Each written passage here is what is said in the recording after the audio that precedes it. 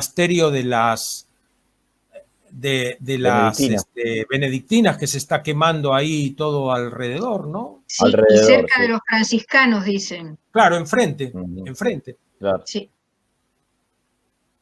Sí, está toda zona de riesgo ahí. Estamos en vivo. Muy bien. Y yo, para hablar de actualidades, acaban de llevar a mi hija menor al hospital para hacerle hisopado, y recién le hicieron hisopado a mi nieto. ¿Por qué? ¿Que tuvieron contacto con alguien?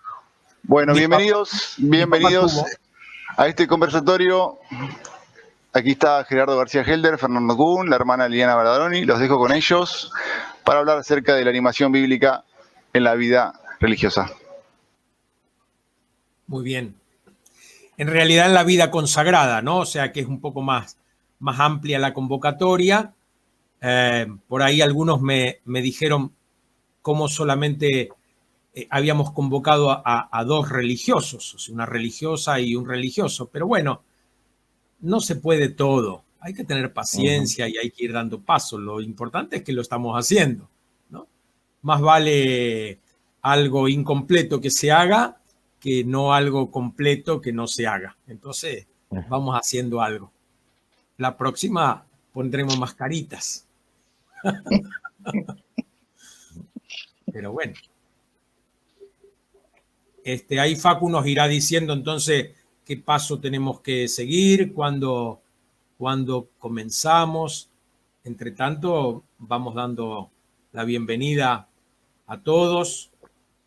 No tenemos la suerte de verlos a ustedes, como ustedes sí tienen la suerte de vernos a nosotros. Pero bueno.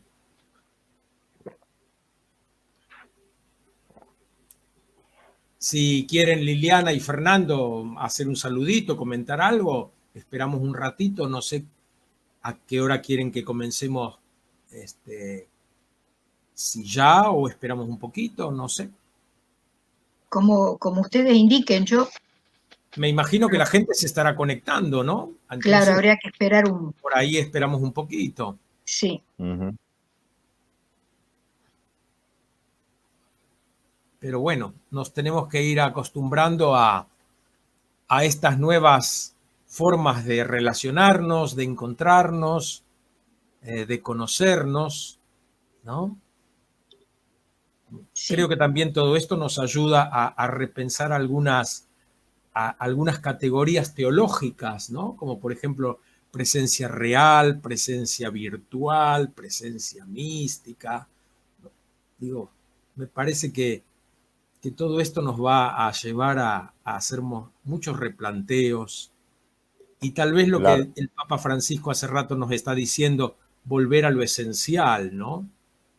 Esto creo que nos está haciendo tocar más nuestra fragilidad como personas, como instituciones, como sociedad. Bueno, bienvenido.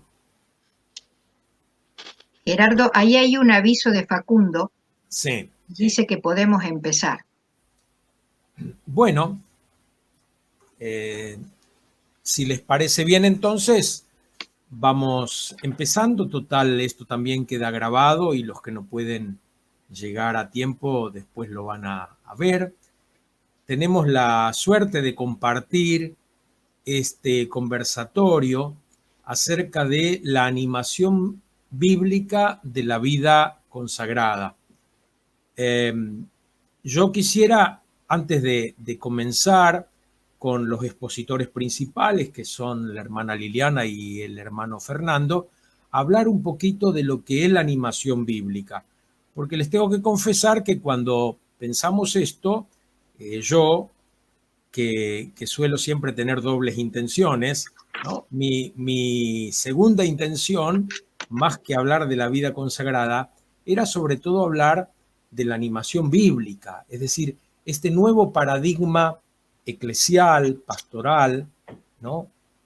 Ir tratando de entender de qué se trata cuando hablamos de animación bíblica, porque seguramente todos los que escuchemos, todos los que participemos de este conversatorio, tenemos una relación con las Sagradas Escrituras y le damos una importancia a las Sagradas Escrituras en nuestra vida personal, en nuestra vida comunitaria, en nuestra vida eclesial. Pero acá lo que se trata es de un cambio de paradigma, ver qué lugar le damos a la Sagrada Escritura. En este paradigma de la animación bíblica, la Sagrada Escritura no viene a confirmar nuestras prácticas, sino que viene justamente a hacernos repensar nuestras prácticas.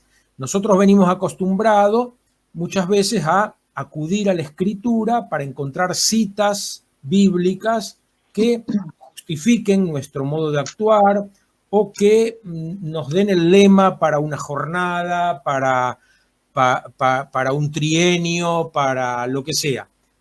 Y acá se trata de otra cosa, acá se trata de volver virginalmente a los textos, tratando de reconocer sobre todo cuáles son nuestros preconceptos, es decir, nunca vamos al texto sin prejuicios, sin preconceptos, sin anteojeras. Entonces, tener en claro cuáles son nuestras maneras de acercarnos al texto y tratar de entenderlo en su originalidad, es decir, volver a abrir, así como en el capítulo 24 de Lucas dice que Jesús en el camino a Emaús abría para ellos las Escrituras, ese es el término griego, ¿no? No les explicaba, sino que les abría el tejido de la Escritura, haciéndoles ver cosas que ellos no habían visto hasta el momento.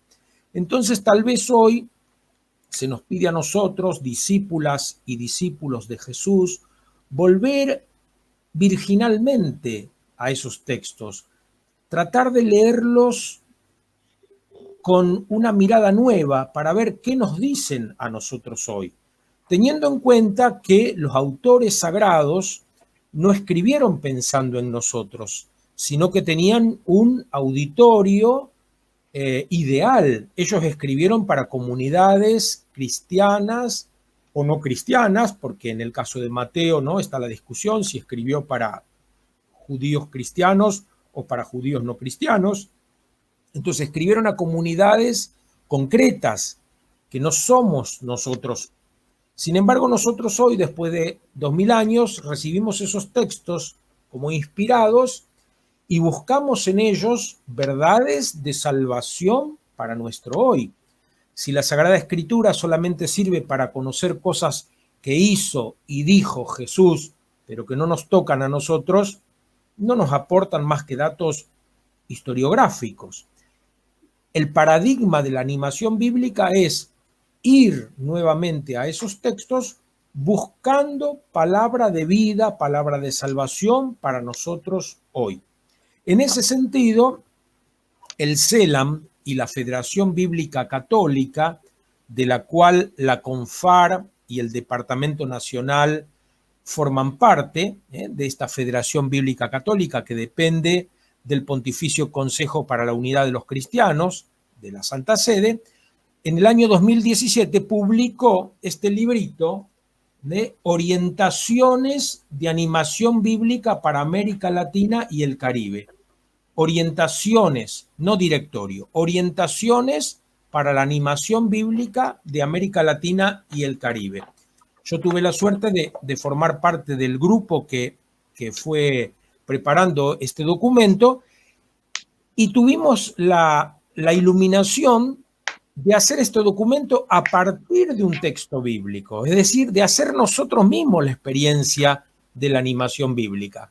Entonces tomamos el texto de los discípulos de Emaús y fuimos organizando este trabajo en 7 capítulos, ¿no? Con 7 elementos de ese texto: el camino, el peregrino, la palabra, la casa, el pan, el corazón, la comunidad.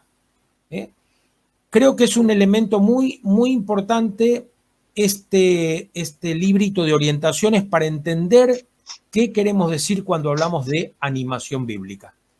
Y salir del viejo paradigma del biblicismo, es decir, de acudir a la Biblia para hacerle decir lo que nosotros queremos que diga. Por eso los dejo ahora primero con la hermana Liliana, que nos va a hacer un recorrido más amplio, y después con el hermano Fernando, que se va a detener en el Evangelio de hoy. Esto también es muy importante para la animación bíblica, es decir, no salir a buscar un texto cualquiera. No, hoy la liturgia nos propone un evangelio. Bueno, veamos cómo ese evangelio ilumina lo que significa la animación bíblica.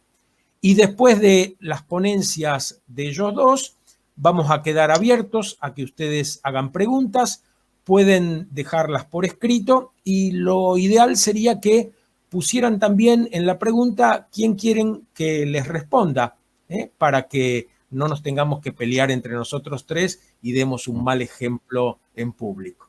Así que bueno, dejo ahora a la hermana Liliana para que nos comparta su iluminación. Bueno, buenas tardes. Muchas gracias por la oportunidad. No sé si lo mío será una iluminación. Sé que es una reflexión que me hago y que desde ahí hago. Decía Gerardo, el paradigma de la animación bíblica. Una de las concepciones de paradigma es cosmovisión. Mi reflexión quiere orientarse hacia qué relación hay entre la animación bíblica y la vida consagrada. ¿Qué relación hay entre este paradigma de animación bíblica, que es una cosmovisión, que es una mirada, con la vida consagrada? Y pensaba que primero detenerme en esto de la palabra animación. Animación significa dar vida. Entonces esto de animación bíblica es cómo desde la Biblia dar vida a la vida.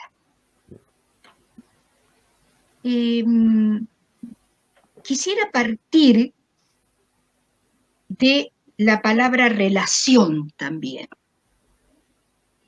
Yo diría que hay una estrecha relación entre vida consagrada y animación bíblica, una estrechísima relación.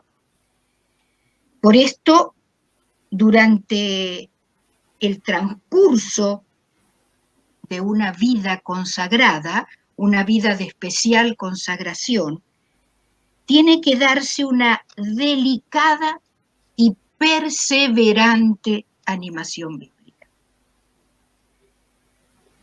Si la Biblia no anima la vida consagrada, hay como dos peligros en el horizonte.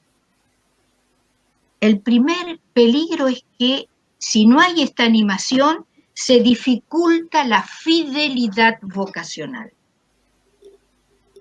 Y el segundo peligro es que si no hay esta animación bíblica, no se puede terminar de concretar la identidad vocacional. Esa identidad que se va construyendo en el camino de la historia de una vida personal. Para seguir profundizando en esto de la animación bíblica y la vida consagrada, me parecía importante tener en claro esto de cuál es la identidad de la vida consagrada y cuál es la misión de la vida consagrada. Esto nos va a permitir comprender el vínculo entre Biblia y vida consagrada. ¿Qué es la vida consagrada? ¿Qué misión tiene la vida consagrada? Desde nuestra fe católica, todos los bautizados somos llamados a ser discípulos de Jesús. Todos los bautizados. La vocación a la santidad es universal. Todos los que optamos por ser discípulos de Jesús estamos convocados a vivir como Él vivió. La vida consagrada es un llamado a concretar de una manera especial esta común consagración que constituye el bautismo con el que nos comprometemos a ser discípulos de Jesús de Nazaret.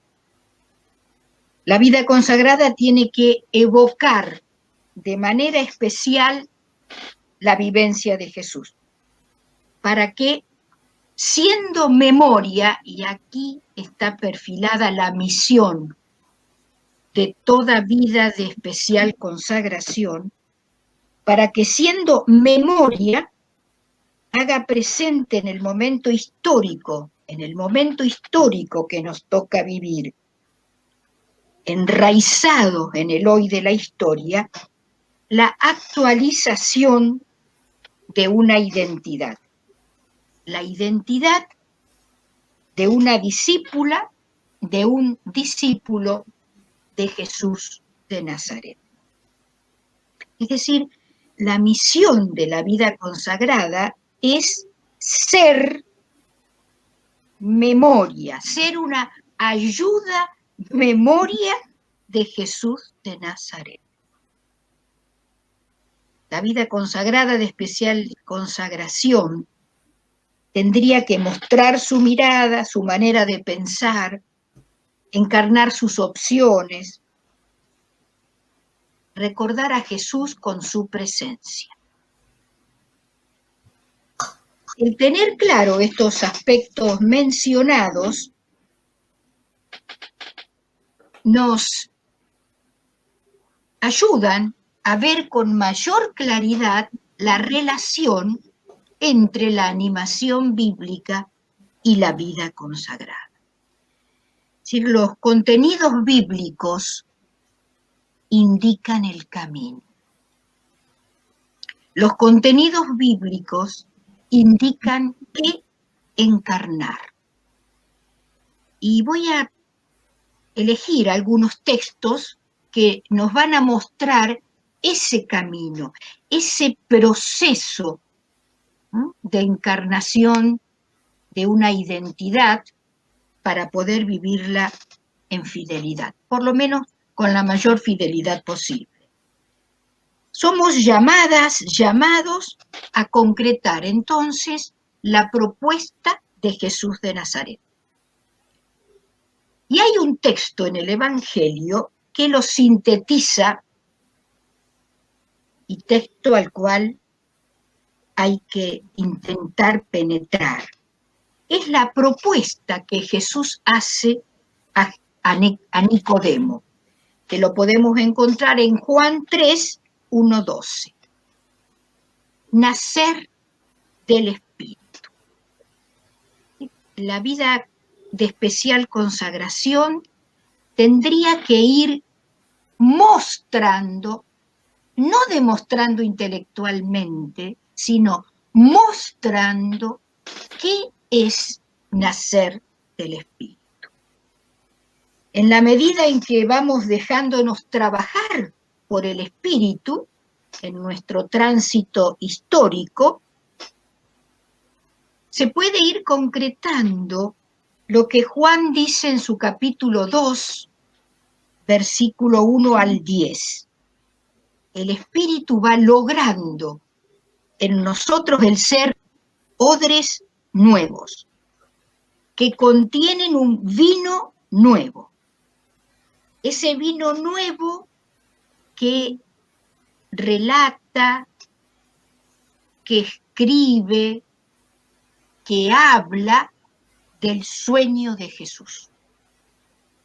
Desde lo que el Espíritu va logrando en nosotras, en nosotros, entonces logramos ser eso que Mateo nos va a decir en su capítulo 13, versículo 33, ser levadura en la masa. Ahora, para ir logrando esta misión, es necesario tener siempre presente lo que nos recordaba Juan en su primera carta, capítulo 2, versículo 6. Permanecer con Él y vivir como Él vivió. La vocación de especial consagración, la vocación desde la profesión de los consejos evangélicos o vocación a la vida consagrada, es un llamado a un estilo de vida testimonial. Estamos invitadas como vida consagrada al seguimiento de Jesús para hacer memoria que actualice constantemente ese vivir como Él vivió. Y por supuesto que a esto nos ayuda constantemente la animación bíblica, la relación con la Biblia. Ese dejarnos dar vida desde la palabra. Este es un camino arduo. Es un camino donde desde la humildad y la disponibilidad a la fidelidad vamos enamorándonos. Vamos enamorándonos de la persona de Jesús. Y por eso se va concretando en este caminar lentamente lo que dice Pablo en la carta a los Colosenses, capítulo 3, versículo 3. Una vida escondida con Cristo en Dios. Esto lo logran solo los enamorados. Aterrizados en una realidad concreta, en una historia concreta, enraizados en una sociedad terrena para hacer el bien y buscar el triunfo de la vida con nuestro testimonio y con nuestro compromiso. Acordémonos de lo que dice Hechos 10:38. Es, creo que la definición de Pedro sobre Jesús. Aquel que, porque Dios estaba en él, pasó haciendo el bien. Para vivir nuestra misión como consagradas y consagrados, tenemos que transitar un camino largo, o largo o más corto, según la apertura, la escucha y la respuesta de cada ser humano llamado a la consagración, un camino que en su raíz, en su comienzo y en su trayecto tiene una vivencia y una experiencia. Y solo esa vivencia y esa experiencia nos puede mantener en fidelidad. Y es la vivencia y la experiencia de haber encontrado un tesoro, de haber encontrado una perla. Y esto nos lo expresa la Biblia en Mateo 13:44, la parábola del tesoro escondido, y en Mateo 13:45-46, la de la perla del gran valor. Este tesoro y esta perla se la va descubriendo lentamente en la medida en que nos dejamos animar por la Biblia en la realidad. Para esto necesitamos el cultivo del silencio y el cultivo de la escucha. Cuando se descubre este tesoro o esta perla de gran valor ¿qué es la vocación consagrada? Y se responde conscientemente, ponemos el corazón en ese tesoro, en esa perla. Porque, como nos dice Mateo, capítulo 6, versículo 21, donde está tu tesoro, allí estará tu corazón. Para permanecer en este dejar el corazón en el verdadero tesoro, la consagrada, el consagrado, tiene que abrirse cotidianamente y en la práctica de este silencio a la escucha de la palabra. Dejarse conducir, animar por la palabra. Ir descubriendo la persona de Jesús desde lo que dice la palabra. Si ocurre esto, se da el enamoramiento. Y desde este enamoramiento se da un misterioso asegurar el tiempo de la construcción sobre roca. Se van haciendo elecciones. Se aprende a decir sí y a qué. Y se aprende a decir no a lo que no hay que decir, para poder edificar sobre roca, como nos lo dice Mateo 7, 24, 27. Creo que los frutos de esta animación bíblica es lograr construir nuestra casa, nuestra vida sobre roca. Nuestra vida, para permanecer en la roca, tiene que ser alimentada constantemente por la palabra. Muchas gracias. Muchas gracias, Liliana. Muy claro todo. Le damos ahora entonces la palabra al hermano Fernando y después pueden hacer intervenciones, preguntas. Vamos a tratar de que todos puedan participar del mejor modo posible mediante este canal. Muy bien, muchas gracias. Un gusto también estar con ustedes, con cada uno de los que están participando. Y me gustaría comenzar proclamando el texto que nos propone la liturgia para el día de hoy, del Evangelio de Lucas, pero que tiene sus paralelos. En realidad es un paralelo de Marcos y que está replicado también en Mateo. Se presentaron donde él, su madre y sus hermanos, pero no podían llegar hasta él a causa de la gente, de la multitud. Le anunciaron: tu madre y tus hermanos están ahí afuera y quieren verte. Pero él les respondió: mi madre y mis hermanos son aquellos que oyen la palabra de Dios y cumplen. Este texto que se nos propone hoy, nos refiere necesariamente a la vincularidad, porque habla de padre, madre. Acá no se nombra explícitamente a un padre, se habla de la madre y de los hermanos de Jesús, pero evidentemente se está hablando de toda la vincularidad parental, por un lado, y también a la de la fraternidad, de la sororidad, ¿no? Hermanos y hermanas. Y acá se da un nuevo campo de relación.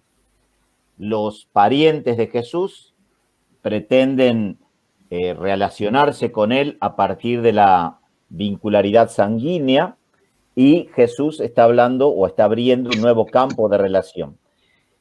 Este texto es menos tenso que el de la versión de Marcos, ¿no? En Marcos, cuando se lo anticipa en 3:20-21, se dice: los parientes van a buscar a Jesús porque pensaban que estaba fuera de sí.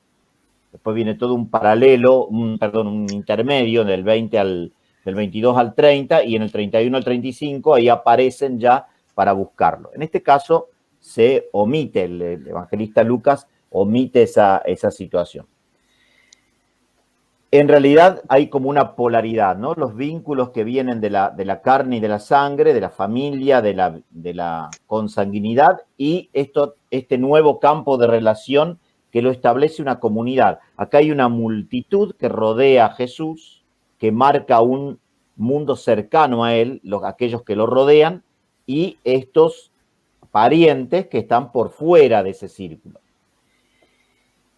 En el Evangelio de Lucas, le gusta a Lucas jugar con de cercanía, lejanía, adentro, afuera. ¿Se acuerdan también en la introducción a todo ese capítulo de las parábolas del perdón y la misericordia, del capítulo 15, justamente cuando de la oveja perdida, la dracma perdida, el hijo perdido, al inicio, en los versículos 1 y 2, se habla de que cercanos a él, alrededor de él, estaba toda una multitud de pecadores, de publicanos y pecadores. Mientras que fuera de ese círculo se encontraban fariseos, escribas, maestros de la ley, que juzgaban cómo puede ser que esta gente se acerque, y ellos en realidad se alejan. Este juego de cercanía, lejanía, aparece con bastante frecuencia en el Evangelio de Lucas, pero podríamos abrirnos en esta animación bíblica justamente a toda la acción de Jesús, con quienes él está cercano y con quienes él está lejano. En este caso, la lejanía con la familia no aparece como una lejanía por oposición o por contradicción, sino simplemente como el establecimiento de un nuevo plano de relaciones. Hay una nueva vinculación, la vinculación que viene por la escucha de la palabra de Dios y la puesta en práctica de la misma.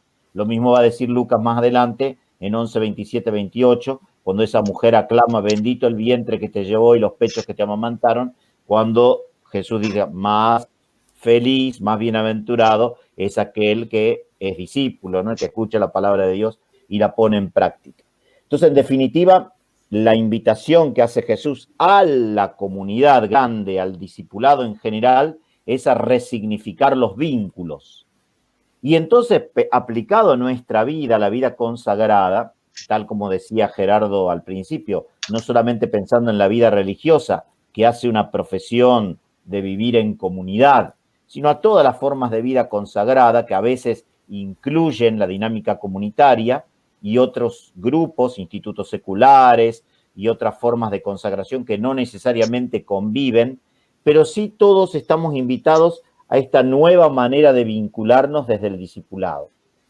Nosotros, en realidad, hemos sumado nuestras existencias a comunidades religiosas, a comunidades de vida consagrada, a institutos seculares, a movimientos o a cualquier forma de consagración, sin conocernos previamente, desde historias distintas, desde culturas distintas.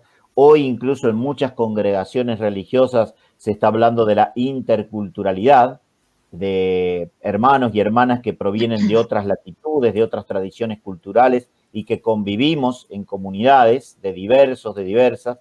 También se ha sumado toda la dinámica de la intergeneracionalidad, donde convivimos hermanos y hermanas de distintas generaciones y también de distintas a veces opiniones, modos de concebir la vida, la realidad. El mundo cambia tan rápido y los escenarios se modifican de tal manera que la vincularidad está siempre sometida a crisis. Crisis no en el sentido negativo, como a veces se la suele reducir la concepción, sino en general como una crisis de estar siempre resignificándonos. Provoca una resignificación al vínculo normal en una sociedad como la de él, la sociedad palestinense judía, donde la estructuración familiar era clara. Ya Jesús había instaurado un nuevo modo de vida extraño, ¿no? Esta discipularidad en el camino, discipularidad en la itinerancia, de este grupo de personas que se unían y lo iban siguiendo y que además aparecen multitudes que se detienen a escucharlo, que quizá muchos volvían después a su vida cotidiana, pero otros se sumaban al camino discipular. Entonces, esta nueva manera de vincularidad rompe la estructura tradicional judía y en este caso Jesús acá lo verbaliza, lo expresa, decir, ¿quiénes son mi familia? todo aquel que escucha la palabra de Dios se convierte en mi familia, o sea, es decir, resignifica los vínculos. En el caso de nosotros, nosotras, vida consagrada, justamente hacemos profesión de resignificar los vínculos. Es decir, muchas personas, quizá por el discipulado habitual, por la vivencia de la misión, de la especificidad de ser cristianos, van resignificando los vínculos, se van resituando en su realidad esponsal, en el ejercicio de la maternidad, la paternidad, los lazos familiares que pueda haber, pero en el caso nuestro hacemos una profesión explícita de resignificar una vincularidad nueva. Es decir, queremos vivir en círculos que nos dediquemos a escuchar a este maestro y abrirnos a todos aquellos que de golpe pueden pasar a ser nuestros nuevos hermanos o hermanas, en la convivencia cotidiana, pero también en la convivencia misionera, pastoral, de apertura. Es decir, queremos apostar por la resignificación de los vínculos. Ahí también se pueden inscribir nuestros carismas de solidaridad, en el caso de las congregaciones ligadas sobre todo al área de la salud, de la cercanía a los más vulnerables, carismas de anuncio primero, carismas de consolidación del anuncio en una profundización de la catequesis, carismas de servicio de distinta índole, carismas de apuesta por lo testimonial celebrativo, carismas de diverso tipo, pero todos en definitiva apostamos para crear nuevos círculos y los queremos testimoniar con nuestra vida. Yo creo que esta es la gran palabra que se nos está pidiendo. Hoy ya el Papa Juan Pablo II había indicado a la Congregación para los Institutos de Vida Consagrada y Sociedades de Vida Apostólica de escribir sobre la vida fraterna en comunidad, y salió un documento a principios de este milenio, pero es un tema que siempre reaparece y que incluso hoy, cuando se evalúan, hace recientemente un estudio que hizo esta ya citada congregación, y lo refería a Rodríguez Carballo, su secretario, decía una de las causas primeras del abandono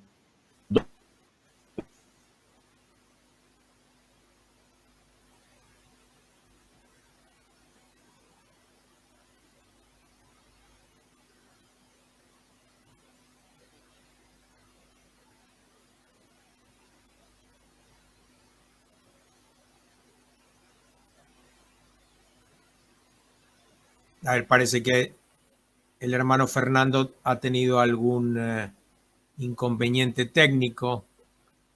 A ver cómo se soluciona esto. Pero bueno, entre tanto podemos seguir conversando con la hermana Liliana, ¿no? Qué lindo ver cómo textos que hemos leído tantas veces y que muchas veces hemos domesticado, ¿no? Vuelven a decirnos cosas totalmente nuevas. El año pasado estaba acompañando a un grupo de religiosos en sus ejercicios espirituales y una de las reflexiones fue en torno a Marta y María, ¿no? Y entonces yo hacía ver cómo esta lectura tradicional o interpretación tradicional de Marta y María como acción y contemplación también permitía otras nuevas lecturas. Por ejemplo, María como la mujer que se atreve a ocupar espacios, ¿no? A invadir espacios que no le estaban permitidos. Entonces es un acercamiento a ese texto desde las nuevas perspectivas de género.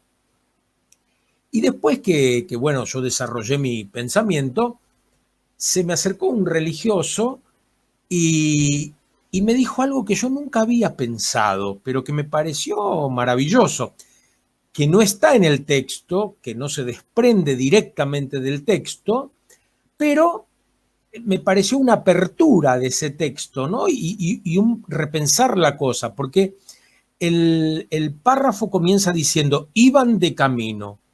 Jesús entró en un pueblo y una mujer llamada Marta lo recibió en su casa. Marta tenía una hermana llamada María. El texto no dice que las dos hermanas vivieran juntas.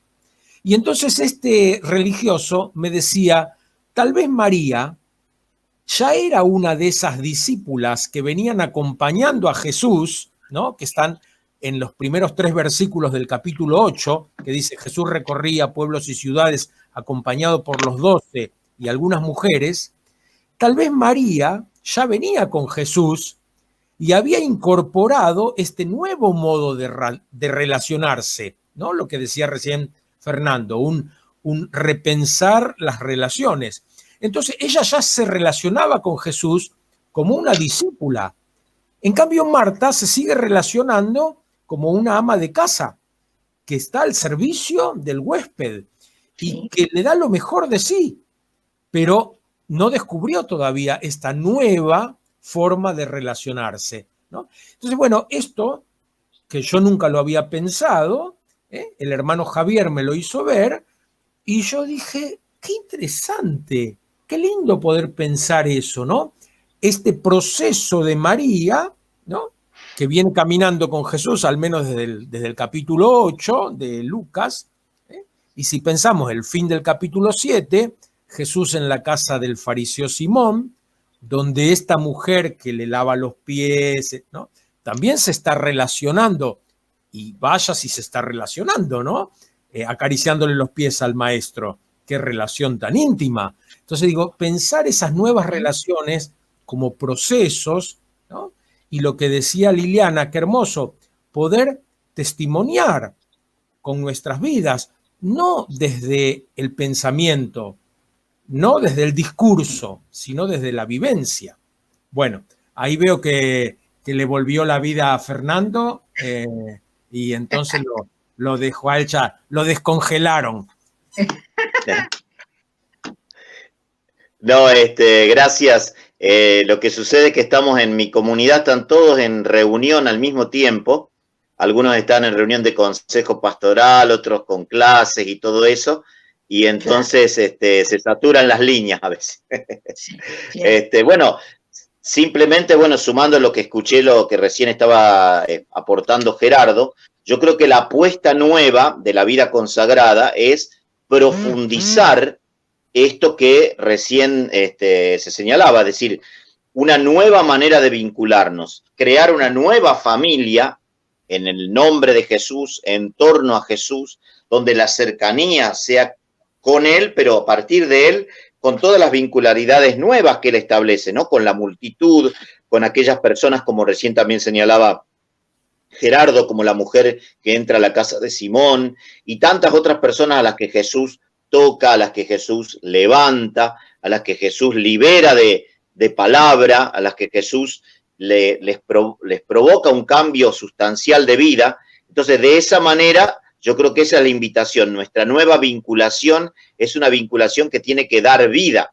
Y acá sí creo que en la línea de lo que decía Liliana, que nos invitaba a ir a las raíces de nuestro modo de vivir, tenemos que pensar seriamente cómo estamos planteando nuestra vivencia comunitaria. Es decir, cómo salir de los acostumbramientos, de las rutinas, de la institucionalización de nuestra vida, para abrirnos siempre a esta nueva manera, porque en definitiva lo que le plantean los parientes de Jesús es lo institucional, lo ya sabido, somos tu familia, y Jesús rompe esas instituciones. Nosotros que hemos hecho una apuesta por la ruptura, no la ruptura por la ruptura, pero sí de generar un nuevo modo de vincularnos, tenemos que evitar siempre quedar sorprendidos por la rutinización, por el acostumbramiento a vivir en comunidad, por el acostumbramiento a nuestro modo de ser religiosas, religiosos, consagrados, consagradas, y estar siempre en esa actitud de tensión permanente, de abrirnos a los nuevos vínculos, de estrechar los círculos en torno a Jesús, pero sumando personas y otra vez abriéndonos a que la base de nuestra unión sea siempre el escuchar la palabra de Dios y ponerla en práctica. Me parece que estamos viviendo una hora histórica muy desafiante. Yo creo que también la crisis vocacional que estamos experimentando en nuestras familias religiosas es una invitación a repensar cuál tiene que ser nuestra propuesta. Volver a lo medular de nuestras formas de vida consagrada para decir, bueno, desde aquí queremos proponer el camino, desde aquí queremos vivir nuestro discipulado como hermanos y hermanas. Así que me parece que esta lectura de hoy en general nos provoca a repensar nuestra forma de ser comunidad de Jesús, comunidad de discípulos y de discípulas de Jesús. Aquí dejaría entonces yo el planteo para que ahora podamos abrirnos al diálogo y al intercambio de preguntas y reflexiones. Muchas gracias. Gracias, Fernando. Gracias, Fernando.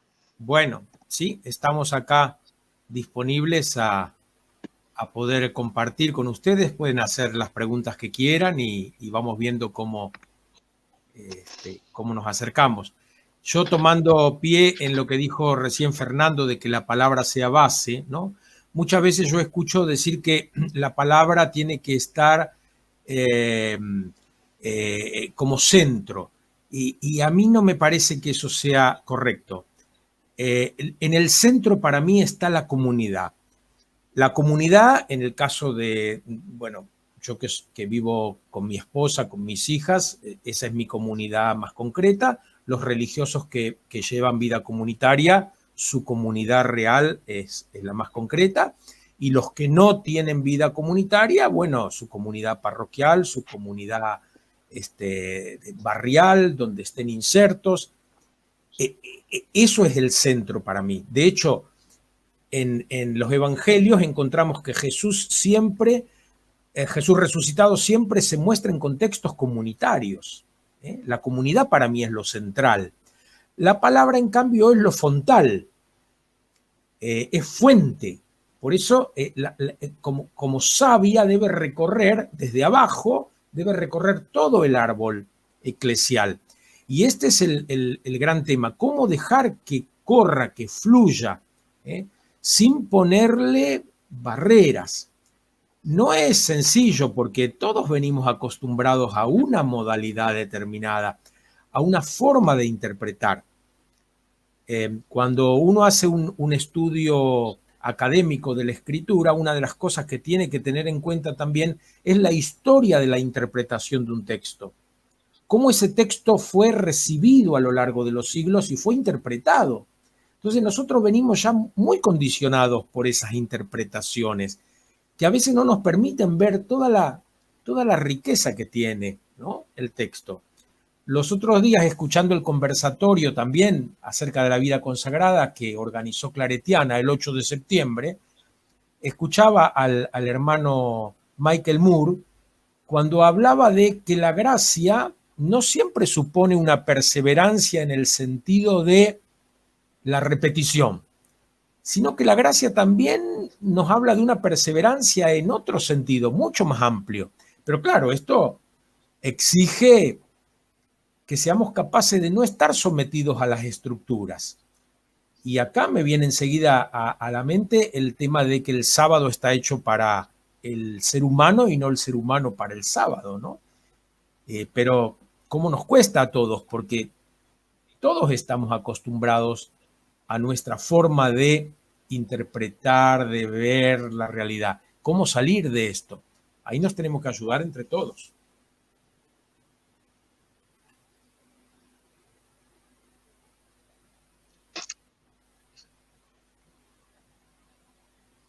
Tal vez ahora podemos estar a ver si hay preguntas o reflexiones, como decía Gerardo, dirigidas también a quien a lo mejor se la plantean para organizarnos mejor, ¿no? Ahí Patricia Salazar pregunta, ¿cómo podemos alentar a las vocaciones sacerdotales? Un formador como Fernando es el más capacitado para responder. Más indicado. Bueno, yo creo que ahí la pregunta que hace Patricia es amplia porque, bueno, por un lado están las vocaciones sacerdotales del clero diocesano y las vocaciones sacerdotales que pueden ser de las congregaciones religiosas o de los movimientos o institutos, que ahí hay una diferencia, porque en el caso de las vocaciones sacerdotales del clero están directamente orientadas al pastoreo. Ya el documento Vita Consecrata de Juan Pablo II, la exhortación apostólica posinodal, decía que el sacerdote diocesano tenía como figura de referencia a Jesús Buen Pastor, y se supone que tiene que estar un poco acompañando a una comunidad cristiana. Ahí yo creo que hay todo un desafío de decir hoy, concretamente, qué significa acompañar una comunidad. Entonces, creo que hay que hacer una vuelta de tuerca a la hora de proponer la vocación sacerdotal, no solamente ligada a lo mejor al culto o al presidir una comunidad parroquial, sino decir, bueno, ¿qué significa pastorear hoy en los nuevos escenarios que complejizan las realidades pastorales de las parroquias, etcétera? Eso pensando en los diocesanos, pero pensando desde nosotros, desde los consagrados,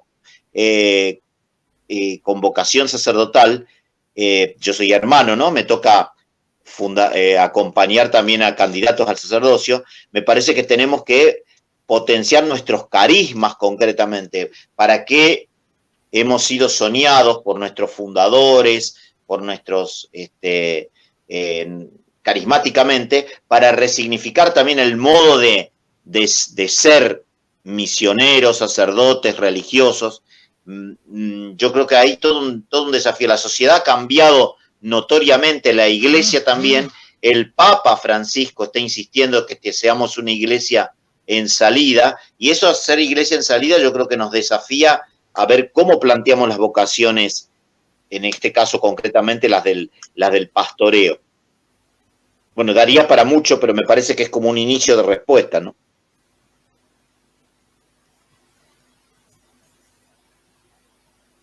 Ahí dice, todos, todas, como consagrados, estamos permanentemente en contacto con la palabra. Sin embargo, ¿cuánto nos cuesta los vínculos sanos en la comunidad y poder resignificarlos? A ver qué dice Liliana, que me parece que no entró ayer a la congregación de las dominicas. Tiene años, ¿no? Sí, tengo años, sí. Qué Tengo bueno. 50 años ya de consagración. Qué bueno. Yo no me aflige, y sí me aflige, el número de vocaciones. Me aflige porque necesitaríamos, ¿no?, estos testimonios encarnados del Jesús del Evangelio. Pero no me aflige porque creo yo que hay que saber leer el por qué no tenemos vocaciones. Hay un cambio de época que se está ya haciendo evidente y que necesita una respuesta concreta, que necesita la respuesta de la libertad de Jesús expresado, porque eso sería la fidelidad y la identidad, expresado en plenitud humana. Y entonces hay mucho que revisar en nuestras instituciones, todas, mucho que revisar a nivel espiritualidad, mucho que ver, que mirar. Yo creo que hay que ser humilde y revisarnos. Y desde ese revisar, vislumbrar qué caminos ir asumiendo. Hay que meditar mucho el verbo soltar. ¿Qué tenemos que soltar como institución? ¿Qué ya no va más?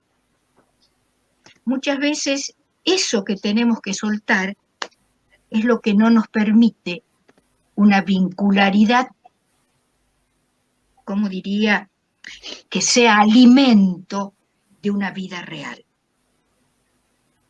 Entonces yo, en ese sentido, no me preocupa. Creo que hay que aprender a leer en profundidad lo que está pasando. Y creo que muchos y muchas nos resistimos y queremos dar como respuesta a la ausencia viejas recetas. Creo que es un problema serio el que tenemos en ese sentido.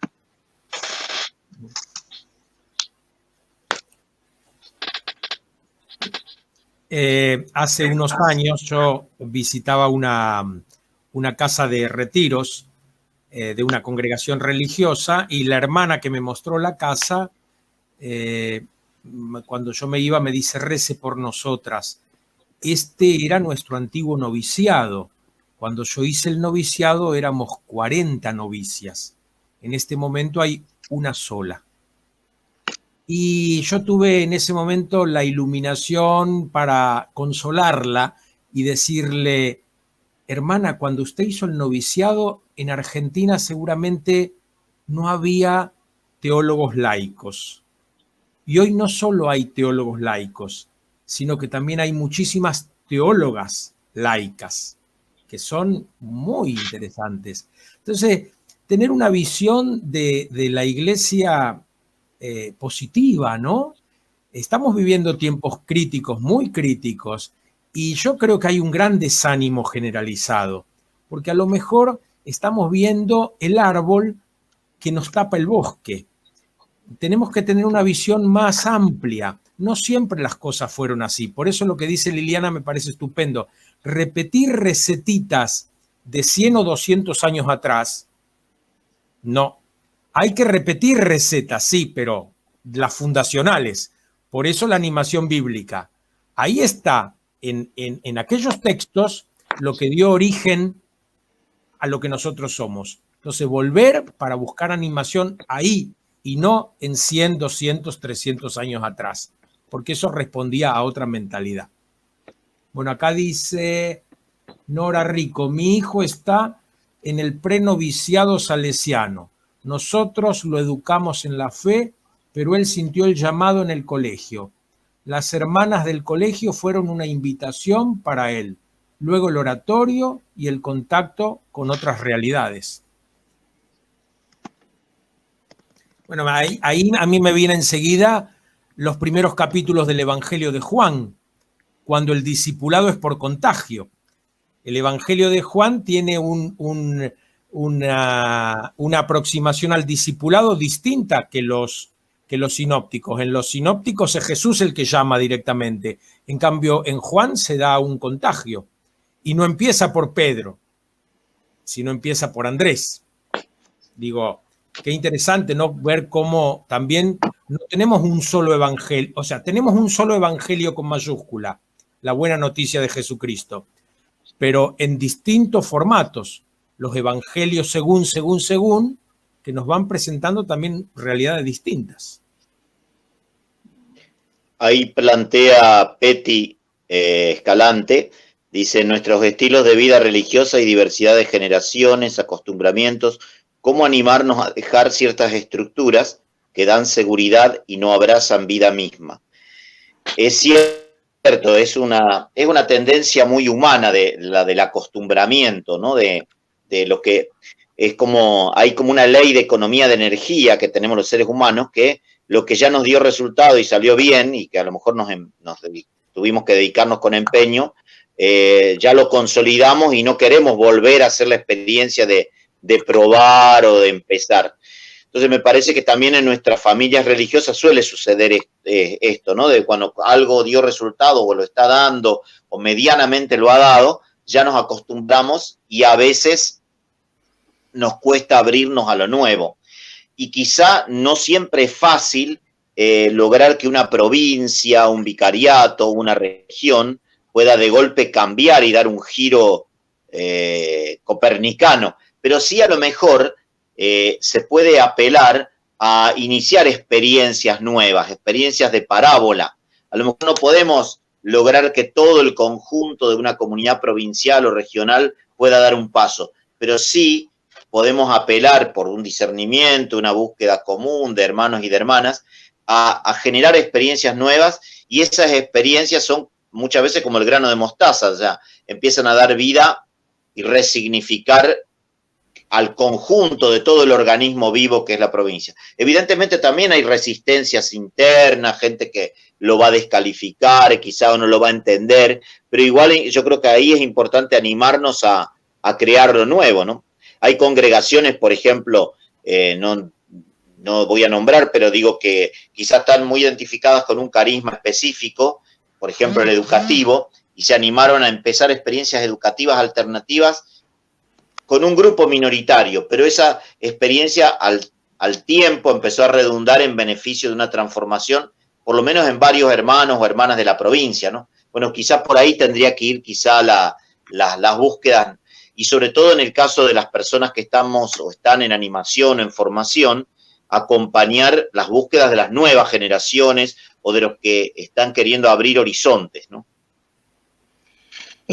Ahí dice Peti, ¿cómo animarnos? Animándonos.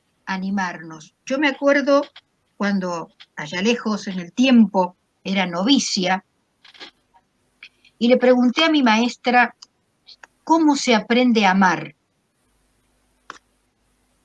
Y ella me dijo, a amar se aprende amando. ¿Cómo animarnos? Animándonos, haciendo. En esto yo coincido con todo el planteo de Fernando. Acá tiene un lugar muy especial los animadores de los grupos, de las congregaciones, de los institutos. Hay que dar libertad a quien está inspirado. Después del discernimiento congregacional, hay que dar libertad, acompañar, pero animarnos a dar pasos, aunque haya resistencias dentro. Creo que también hay que saber asumir las resistencias. Creo que la iglesia, la vida consagrada, necesita aprender a vivir en la diversidad.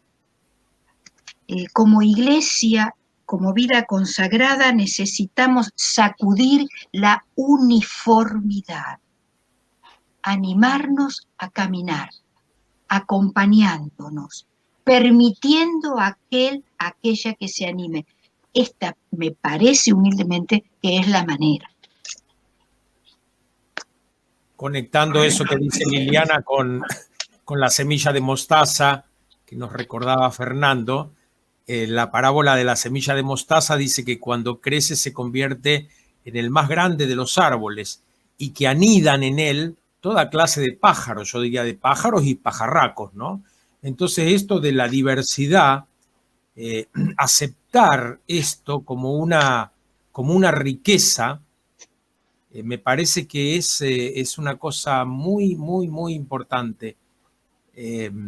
No tratar de uniformizar, no tratar de poner a todas las personas dentro de la misma vara, porque esto es terrible. Muchas veces las instituciones son tremendamente inhumanas. Entonces tenemos que volver a humanizar a nuestras instituciones, que deben ser lugares de cuidado. Es decir, me gustó mucho en algún tiempo estudiar la vida religiosa del monacato medieval. Y en esos tremendos monasterios, ¿no? Como el del Nombre de la Rosa, había monjes y monjas con verdadera vocación, místicos, y había criminales y bandidos de todo tipo que se refugiaban ahí. Pero también ahí hacían su experiencia de Dios, en la medida de sus posibilidades, ¿no? Entonces, la gracia va actuando en nosotros. El tema es que nuestras instituciones me parece que tienen que estar al servicio de las personas y nunca poner a las personas al servicio de las instituciones, que tal vez es uno de los grandes problemas que tenemos ahora con la escasez de personal. Como hay poca gente, entonces muchas veces se sacrifica a las personas para que la institución se mantenga. Y yo veo a muchos religiosos y religiosas y también a laicos que estamos comprometidos con ciertas instituciones que a veces nos sentimos asfixiados y sobrecargados. Y bueno, hay que volver a tener una actitud así más simple y como dijo muy bien Liliana, soltar. Si a Dios le interesa que algo siga, va a seguir, no hay problema. No nos aferremos. Yo creo que hay algo que rescatar sin miedo, y que es descubrir al Evangelio, a la propuesta de Jesús, como una propuesta de humanización. Eso es el corazón de la propuesta de Jesús. Humanos, sean humanos. Entonces, cuando descubrimos esto, creo que los horizontes se abren. Ahí Richard Vera está haciendo un comentario acerca de ciertas actitudes, ciertas prácticas fundamentalistas que vuelven a aparecer, ¿no? Y un poco lo que decía Fernando, si siempre la búsqueda de la seguridad. Yo me acuerdo que cuando mis hijitas eran pequeñas, siempre las acostábamos en el centro de la cuna, pero ellas iban reptando y se dormían con la cabeza apoyada en algún ángulo de la cuna. Y yo las volvía a poner en el centro y ellas se volvían para ahí, hasta que entendí que ese contacto les daba cierta seguridad. En el medio de la cuna estaban flotando como en la nada. Y bueno, ese es el riesgo.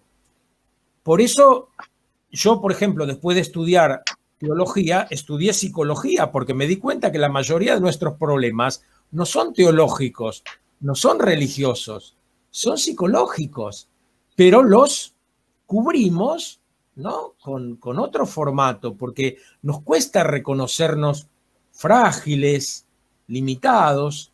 Ahora, qué lindo cuando lo podemos hacer, ¿no? Cuando le podemos decir al Señor, creo, pero aumenta mi fe.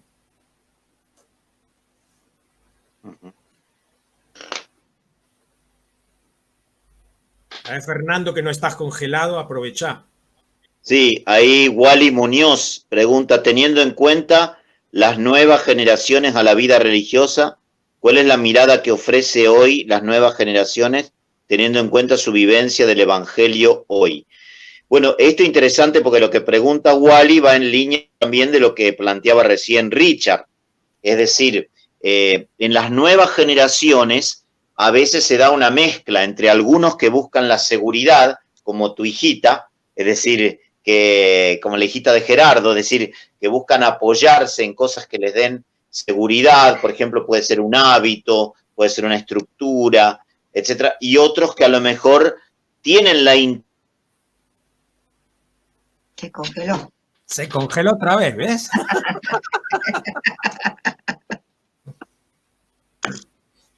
Bueno, pero tomando eso que decía intuición de que hay que generar caminos al ofrecer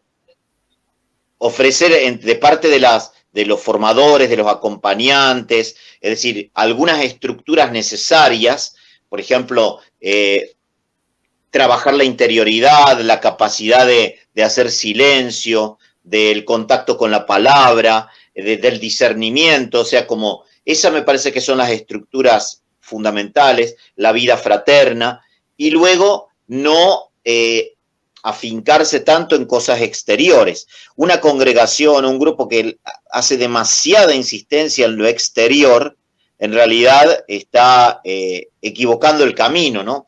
Quizá últimamente también hay un signo de los tiempos, que la Congregación para la Vida Consagrada y Sociedad de Vida Apostólica señaló que muchas de estas nuevas fundaciones tenían problemas de base muy serios en los fundadores, en las fundadoras, conductas muy ligadas al abuso sexual o al ocultamiento, al encubrimiento. Cuando se hace demasiado hincapié en las formas exteriores, hay que sospechar. Más bien, sí apostar a ciertos respaldos que necesitamos, como decía recién, ¿no? La palabra, la comunidad, el contacto con el conocerse a sí mismo, el trabajar los vínculos, etcétera, pero después no poner ahí toda la insistencia. Yo quisiera... Ahí hay una nueva pregunta. Sí. No, que quisiera agregar con esto de las nuevas generaciones, la referencia a las nuevas generaciones, hemos hecho una investigación en América Latina hace 2 años sobre lo que opinaban y lo que vivían las nuevas generaciones. Y en esto quisiera hacer una alerta. Creo que tenemos que mirar positivamente a las nuevas generaciones. Las nuevas generaciones tienen un largo camino que recorrer, recién empiezan, pero escuchemos a las nuevas generaciones, captemos las miradas de las nuevas generaciones. En muchos de los diálogos tenidos con ellos, con ellas, apuntan a lo esencial del Evangelio y redescubren maneras de vivirlo con una libertad que creo nos va a ayudar a nuestras instituciones, a nosotros personalmente, a localizar todo aquello que tenemos que soltar. Ahí Daniel Ortiz está diciendo que en la vida consagrada hay mucho contacto con la Sagrada Escritura diariamente, pero poco con la palabra. Y bueno, ese me parece un comentario muy interesante. A mí me gusta diferenciar Biblia, Sagrada Escritura y Palabra de Dios. La Biblia es un conjunto de libros que puede leer un historiador para sacar datos, ¿no? O puede leer una persona que estudia literatura para ver cómo era la poesía judía. No hace falta tener fe para leer la Biblia. Cuando uno se acerca a la Biblia desde una tradición religiosa que la reconoce como inspirada, entonces la Biblia se convierte en Sagradas Escrituras. Pero de ahí a hacer la palabra de Dios hay otro trecho todavía.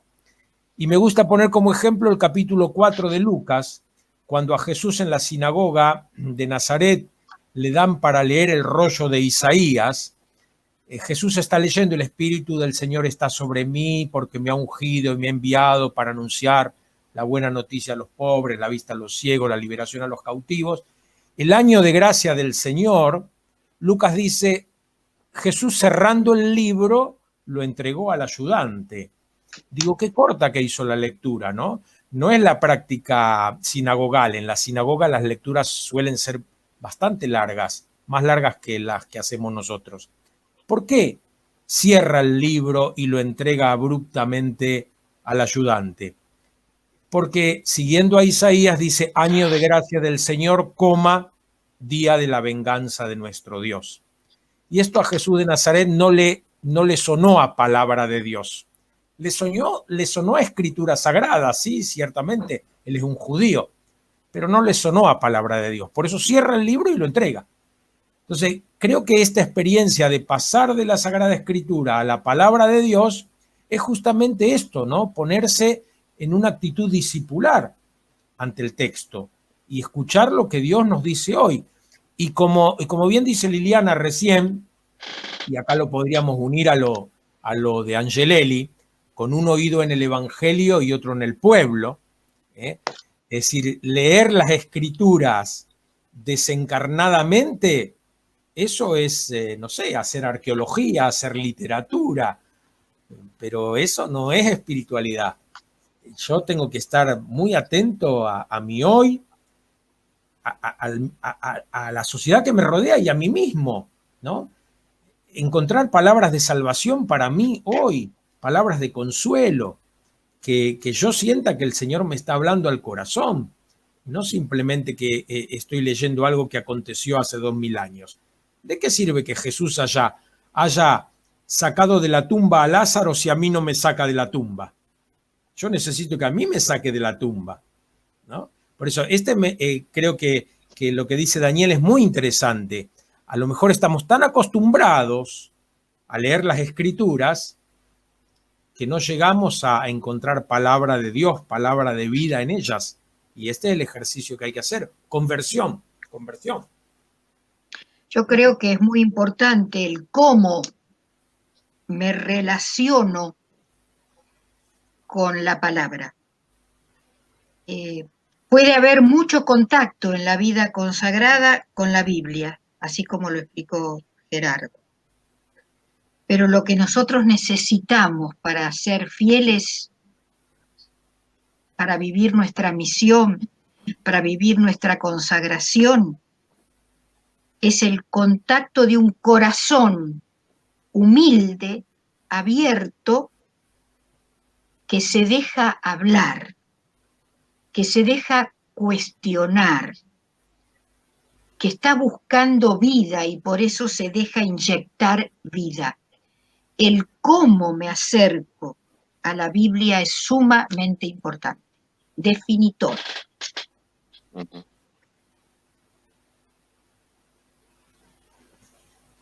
Carla Salazar dice: dos grandes temores en la vida religiosa, la diversidad y la libertad. Qué gran paradoja, ¿no? Me encantó lo de propiciar las nuevas experiencias, porque a veces a las nuevas generaciones se nos tacha de que queremos que todos cambien y en realidad somos conscientes de que no todos lo tienen que hacer, pero está buena la posibilidad de probar. Sí, me parece que ahí Carla expresa bien lo que intentamos decir, o sea, es decir, a veces, y eso quizás es una tarea fuerte por un lado, de tosudez y de insistencia de aquellos que ven con mirada profética de los caminos que hay que dar, por un lado, insistir, y por otro lado, de los que animan, de dar oportunidades y facilitar los caminos a aquellos dentro de las familias religiosas que buscan, que proponen, y no cercenar las búsquedas, porque hay mucha gente que después queda frustrada. Está bueno eso que dice Carla, porque dice, a veces no vamos a lograr que todos cambien, pero sí facilitar que se pueda hacer una experiencia. Y en eso sí luchar para que, por ejemplo, recuerdo, de acá voy a hablar de también como uno ya va pasando de generación en generación y de década en década. En la década de los 80, cuando salía con fuerza todo el tema de la inserción, nosotros éramos formandos en ese momento y peleábamos mucho por las comunidades insertas, y en un primer momento se quería que todas las comunidades fueran insertas y nos frustrábamos porque no se daban los pasos, hasta que vino una vez un visitador general muy realista y nos dijo: si un 10% de la congregación, en este caso, fuera la inserción, yo me daría por satisfecho, porque ya se podría hacer la experiencia, ¿no? Y eso redundaría en beneficio de aquellos que están como más abiertos a dar esos pasos, ¿no? Y creo que por ahí pasan las cuestiones. Hoy, por ejemplo, ya cambiando de escenario, yo hablaba de la inserción, que era como una lucha fuerte de los años 80. Hoy, por ejemplo, cómo abrirnos a las nuevas diversidades. Por ejemplo, uno va viendo, y hoy las redes posibilitan escuchar algunas luchas, lo de Mónica Astorga con el tema de las personas trans, y algunas congregaciones que están abriendo caminos en ese terreno, y a veces tienen mucha incomprensión, crítica, pero lo importante es que se les facilite a aquellos hermanos o hermanas que tienen la mirada profética que inicien el camino. Generalmente los profetas nunca fueron comprendidos por todos, en todo, en el momento que, por ejemplo, yo pensaba que el Papa Francisco en Querida Amazonía lo cite a Casaldáliga en un documento pontificio. Eso era una cosa impensable en los años 80, los años 70, 80, 90. Y Casaldáliga se las tuvo que comer muchas cosas solo y pelear, y muchas cosas que hoy salieron en el sínodo amazónico, en el documento post-sinodal y en el documento, en la exhortación papal, en realidad son fruto de estos pioneros, ¿no? Entonces me parece que, por un lado, no bajar los brazos en aquellos que van buscando, ¿no? Los buscadores y buscadoras de Dios. Y por otro lado, en los que sí tienen una responsabilidad importante son los animadores provinciales, regionales, etcétera, de no dejar solos, no soltarle la mano a aquellas personas que van haciendo caminos nuevos, ¿no?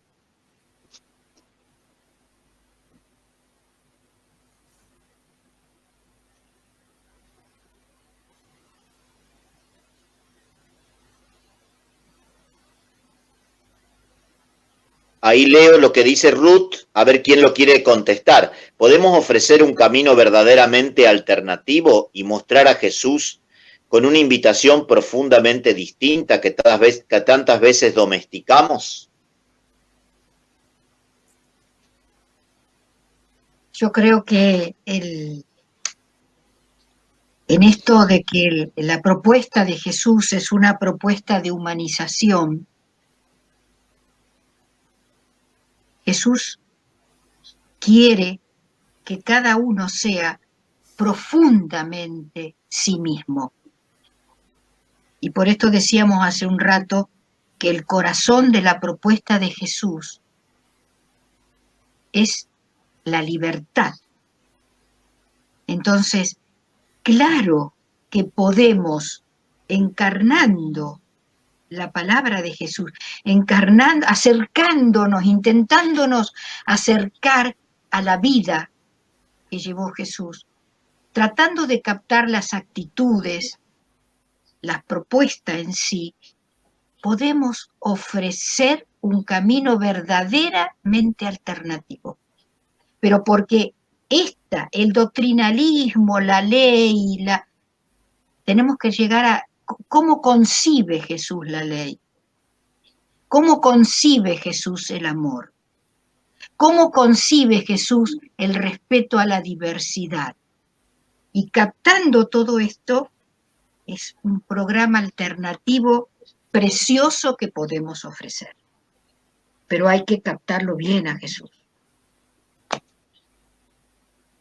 Yo creo que con los años también vamos aprendiendo a ser más humildes y nos damos cuenta que ninguna respuesta humana puede saciar totalmente una necesidad. Entonces vamos arriesgando, ¿no? Y vamos haciendo camino y decir, bueno, vamos a probar con esto. Si no va, bueno, volvemos para atrás. ¿Cuál es el problema? Pero nos cuesta porque siempre está la tentación de pensar que podemos hacer cambios tan radicales que resuelvan una situación. No, todo lo nuestro siempre es provisorio, todo lo humano siempre tiene una pata floja. Y entonces, bueno, una comunidad inserta es muy interesante, claro, pero si esa comunidad religiosa tenía un colegio, por ejemplo, y deja el colegio para irse a un lugar de inserción, y ese colegio en manos de quién queda, ¿dejamos formada a las personas para ese colegio? Me acuerdo una vez una comunidad de religiosas que tenía un colegio que me dijeron las hermanitas, nosotros hicimos la opción de dejar el colegio en manos de los laicos y vamos a dedicarnos a la espiritualidad. Y yo, que soy malo, les dije, ¿a esos laicos los formaron para hacerse cargo del colegio? Porque de un día para otro uno no se puede hacer cargo de un colegio. Y la segunda pregunta, ¿ustedes están preparadas para dedicarse a la espiritualidad? Porque si uno no es una persona espiritual, como acompañante espiritual puede hacer desastres tremendos, ¿no? Entonces digo, esto de los procesos, muy bien, queremos dejar esta obra en manos de laicos, pero ¿estos laicos están formados? ¿Están capacitados para eso? Entonces, ser muy cuidadoso, ¿no? Y respetar los procesos. La vida religiosa comunitaria tiene de bueno el que hace convivir a personas de distintas edades. Entonces, qué bueno para los jóvenes ser capaces de descubrir que los mayores tienen un camino recorrido y una experiencia vital que es valiosa.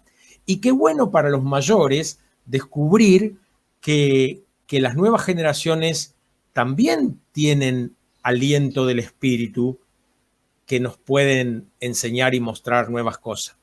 Pero bueno, ahí tenemos todos que aprender a convivir.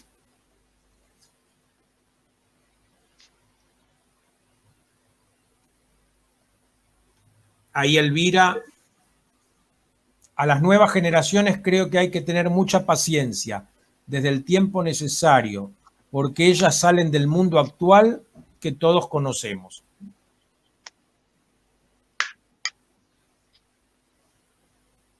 Sí, a las nuevas generaciones hay que tenerles paciencia, y a los que somos de generaciones anteriores también nos tienen que tener mucha paciencia.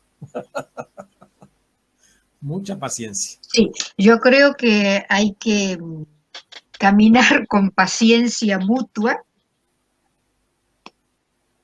y mucho diálogo, y diálogo de verdad, que no es dejarlo hablar al otro, a la otra, sino que es escuchar.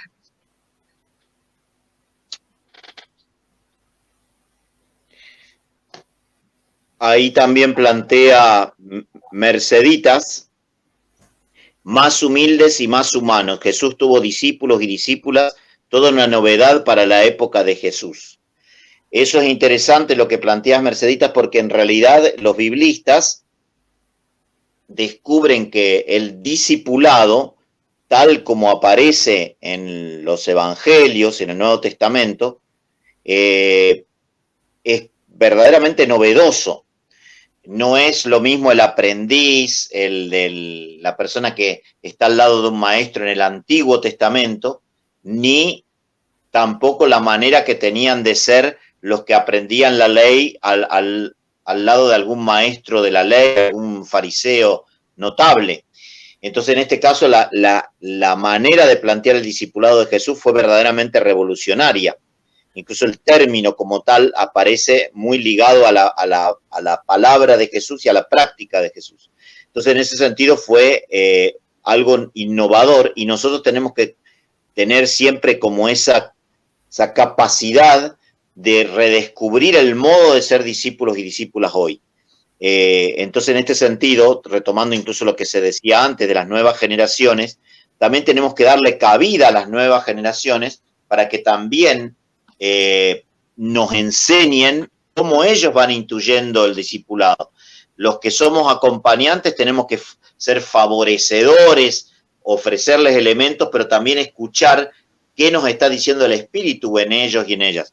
Por ejemplo, los chicos y chicas que hoy son nativos digitales, bueno, traen ya todo eso incorporado, entonces están planteando y viviendo el discipulado, y la tendencia nuestra es enseguida querer también, como hace un rato también planteaba Ruth, domesticar, querer acomodar, o enseguida querer descalificar cosas que a lo mejor a nosotros no nos salen, pero ellos lo están intuyendo como un nuevo modo de plantear el discipulado. Por ejemplo, ahora en esta incursión nueva que vamos haciendo por todo el camino de las redes, etcétera, ¿no? Yo creo que ahí hay como una beta interesante para profundizar. Ahí hay otra pregunta de Shirley, que dice: creo que esta pandemia nos enseñó que nada es de una sola manera y que nada es eterno. Ojalá cuando volvamos a la vida cotidiana recordemos y seamos capaces de dejarnos iluminar por Jesús. A ver, Liliana y Gerardo. Sí, yo coincido con Shirley. Ojalá que salgamos distintos en este sentido después de esta pandemia, porque tenemos mucho que aprender de esta pandemia. No es solo una realidad negativa, así como decía antes, tenemos que leer por qué en la no vocaciones, en falta de vocaciones, tenemos que también encontrar qué nos enseña esta pandemia. ¿Saldremos nuevos de esta pandemia? ¿Saldremos más contemplativos, contemplativas, con esa capacidad de silencio que permite que otros y otras hablen? ¿Saldremos humildes al tocar que nada es eterno en nosotros, los humanos?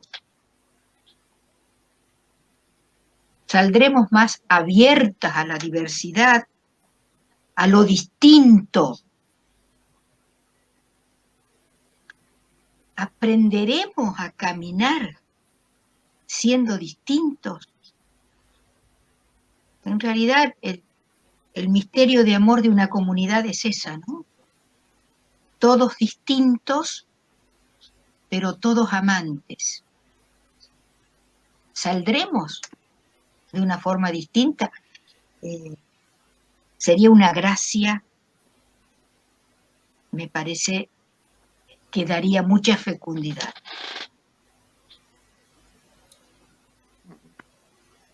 Francis, paciencia significa ensanchar el corazón para que pueda entrar alguien o algo. Muchas comunidades religiosas han optado por una comunidad no solo de diversidad generacional, sino también cultural. ¿Cómo se aprovecha esta riqueza de mirada en nuestras propuestas formativas? Yo leí un documento hace unos años, principios del siglo XXI, que decía la obligada vía de la interculturalidad. Pero no obligada en el sentido de una imposición, sino como que era un signo de los tiempos ineludible. Entonces, yo creo que es verdaderamente una riqueza y creo que es un desafío de aprendizaje en las comunidades formativas, cómo trabajar tres aspectos: la inculturación, la multiculturalidad y la interculturalidad, ¿no? Multicultural puede ser un dato fenomenológico, somos de muchas culturas, pero podemos convivir como compartimentos estancos. Inculturación puede ser que uno le exija al que viene de fuera, por ejemplo, que tiene que asumir la cultura del lugar, pero también implica inculturarme en aquel que viene. Y por eso lo intercultural me parece que enriquece como un diálogo fecundo y mutuo. Yo creo que tomando la encarnación de Jesucristo tendría que ser la perspectiva permanente. Hoy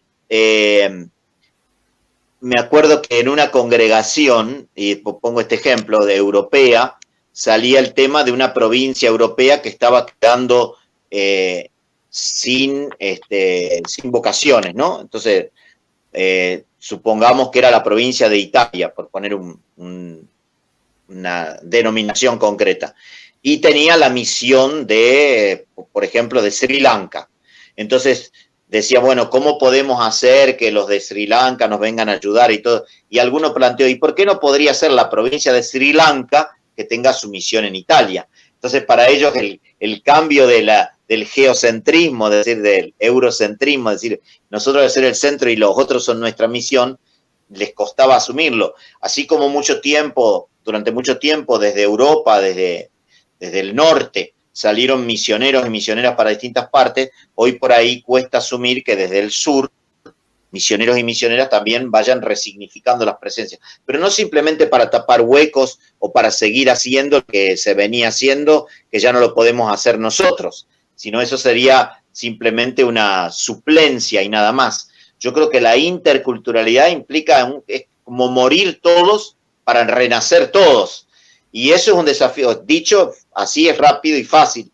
Yo creo que es una tarea permanente de amar verdaderamente la cultura del otro, saber que en poco lo que hace un rato planteaba también Daniel, ¿no? Es decir, escuchar no solo la Sagrada Escritura, sino la palabra de Dios en el hermano, que a lo mejor en cierta actitud cultural, en cierta práctica, en su manera de ver las cosas, Dios me está hablando y me está invitando a abrir también mi propia perspectiva cultural. No es sencillo, pero creo que es un desafío que tenemos que asumir en nuestras propuestas formativas. Y a veces no medir desde nosotros. Hace un tiempo, me acuerdo que nosotros estamos todos los años desde el CEFIT, se hace un curso de inculturación para los religiosos y religiosas que llegan por primera vez a Argentina para presentarle un poco la realidad cultural de nuestro entorno, para que darles algunas herramientas y facilitar. Y decían algunos religiosos y religiosas extranjeros venidos aquí, que decían, qué bueno sería que también algunos argentinos o argentinas lo hagan este curso, porque a veces nos quieren imponer cosas que como si solo tuviéramos que vivir una adaptación. Y en realidad yo creo que esto de renacer todos, me parece que sería la clave, ¿no? No es simplemente adaptarnos. Evidentemente tenemos que adaptarnos, pero esa no es la única ni la última palabra, ¿no? hay un algo más, ¿no? Sí, como dice Fernando, hay un algo más que adaptarnos, ¿no?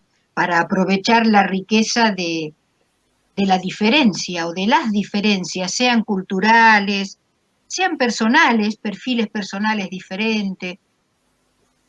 Yo creo que hay un camino práctico que implica un ejercicio cotidiano y que es salir de la egocentralidad. Por un lado, salir del egocentrismo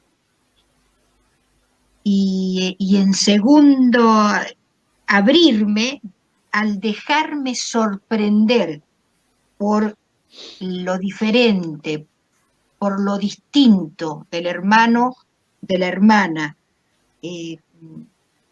darle acogida a lo distinto y desde ahí caminar hacia la comprensión. Yo creo que la comprensión está en el inicio de la misericordia, del amor, de la compasión, ¿no? Y vamos a ir aprendiendo a caminar con lo diferente, vamos a aprovechar toda diferencia, toda diferencia. Es un aprendizaje que hay que hacer, una conversión, diría, en el término evangélico. Ahí Liliana hoy hace referencia al capítulo 3 de Juan, ¿no? En la conversación de Jesús con Nicodemo, en donde se da un diálogo a dos niveles. Están usando las mismas palabras, pero Jesús entiende una cosa y Nicodemo entiende otra. Y Nicodemo dice, ¿cómo hago para nacer de nuevo? Y en realidad lo que Jesús le dice no es eso, sino que hay que nacer de lo alto. Entonces, no se trata de nacer de nuevo, de hacer de nuevo las cosas, sino de hacerlas de un modo distinto.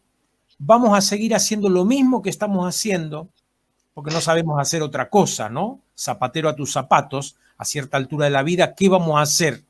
Lo único que sabemos hacer es esto, pero hacerlo de un modo distinto. Y cuando digo nacer de lo alto, y acá lo relaciono con lo que decía recién Fernando, hacerlo encarnadamente, porque el que era, ¿no?, igual a Dios, dice la carta a los Filipenses, no quiso conservar como un tesoro esta igualdad con Dios, sino que se anonadó, la kenosis, ¿no?, el abajamiento, se anonadó y se hizo semejante a nosotros en todo. Entonces, nacer de lo alto y encarnarse, para mí son sinónimos. Entonces, tal vez vamos a seguir haciendo lo mismo que venimos haciendo, porque es lo que sabemos hacer y es lo que muchas veces espera la sociedad de nosotros que hagamos, ¿no? Yo muchas veces le digo eso a los religiosos que tienen colegio. Ustedes piensen qué es lo que pretenden los padres que traen a sus hijos a este colegio. Que ustedes les enseñen disciplina, que los hagan buenas personas. Eso es lo que pretenden los padres. Entonces, lo primero que hay que hacer es responder a eso, porque para eso traen a los chicos. Pero nosotros tenemos que hacerlo evangélicamente. Entonces, nacer de lo alto, no perder de vista el misterio de la encarnación, que es central para nosotros, no es accidental. Muchas veces se nos ha enseñado a ser personas espirituales. Y sí, tenemos que ser personas espirituales, pero espirituales encarnadas, ¿no? Porque nuestra espiritualidad es la encarnación, no es la fuga mundi. Pero bueno, eso lleva todo un tiempo. Y a veces lo aprendemos demasiado tarde. Han escuchado eso que se dice que te regalan un peine cuando ya no tenés pelo, ¿no? Pero bueno, el Señor tiene paciencia y vamos andando y entre tanto disfrutamos, ¿no? Me parece, de eso se trata. Paciencia. Bueno, creo que más o menos estamos en el tiempo que nos habíamos fijado. Después les dejo un momentito a Fernando y a Liliana para despedirse. Yo quisiera agradecer a todos la presencia, sobre todo a Editorial Claretiana, a Facundo que nos ayudó con la parte técnica Y recordar que este conversatorio se da dentro del contexto de la Semana Bíblica Arquidiocesana de Buenos Aires. Toda esta semana tenemos un montón de actividades de distinto tipo. Si alguien no recibió todavía el programa, lo puede solicitar. Le mandamos el programa de la Semana Bíblica. Al mismo tiempo, se está desarrollando Semana Bíblica Arquidiocesana en Salta. Y hoy ya me llegó la Semana Bíblica en Venado Tuerto, la semana que viene.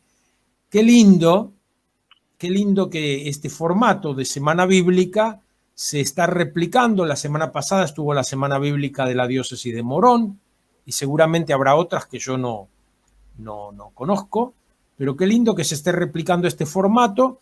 Esperemos que este formato no termine domesticándonos y después digamos otra semana bíblica más, sino que este formato simplemente sea una vía, un canal, una herramienta para encontrarnos con esa palabra liberadora, sanadora, consoladora, que nos vuelve a salir al encuentro hoy.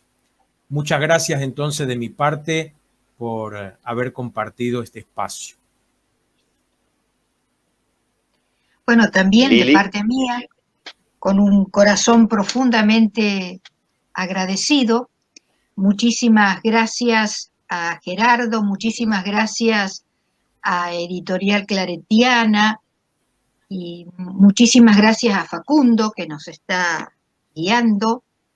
Y muchísimas gracias a todos los que nos han visto y escuchado y hemos dialogado. Y bueno, la propuesta es a dejarnos seguir interpelando por la Biblia como palabra. Muchísimas gracias. Muchas gracias también de mi parte y recordar quizá que estamos viviendo una época muy linda, o sea, muy desafiante, porque de golpe esto de la pandemia no es nada lindo, por supuesto esta situación nos tiene como en jaque, pero también vemos como una gran oportunidad. Fíjense que el Papa Francisco insistió cuando terminó el sínodo de la Amazonía en caracterizar el horizonte de futuro en la palabra sueños, soñar. Y los sueños siempre son movilizadores. Yo siempre me acuerdo de que Pablo comenzó la evangelización de Filipos, la ida a Macedonia, porque soñó con un macedonio que le dijo, vení a nuestra tierra, vení a evangelizarnos. Hechos 16:9. Y yo creo que el soñar es la raíz de la utopía. Entonces, en esta época, quizá tanto tiempo de confinamiento, de resignificación de nuestras presencias, de nuestras prácticas, de nuestra vida, podemos vivirlo como una tragedia y sufrirlo, o podemos vivirlo también como una oportunidad para soñar y pergeniar caminos nuevos, que ya lo estamos ensayando y otros quizá tengamos que practicarlos cuando podamos volver a la nueva normalidad. De todas maneras, yo creo que es una época muy rica a nivel de iglesia. Estamos atravesados por muchas contradicciones, un montón de situaciones que nos han ofuscado, etcétera, pero también yo creo que lo importante es tener un horizonte y una mirada soñadora, una mirada no sin los pies en la tierra, pero sí con la fuerza del sueño que no nos deje estancados. Muchas gracias. Bueno, como nos están diciendo, esto queda grabado, así que lo pueden volver a escuchar o también lo pueden difundir. Muchísimas gracias. Sigamos adelante. Estamos en la misma barca, vamos hacia el mismo puerto. Los bienes, los logros de los demás también son nuestros. Alegrémonos y disfrutemos porque se siguen haciendo muchas cosas buenas. Pidamos al Señor que nos siga manteniendo en su discipulado misionero. Hasta pronto. Hasta pronto. Nos vemos.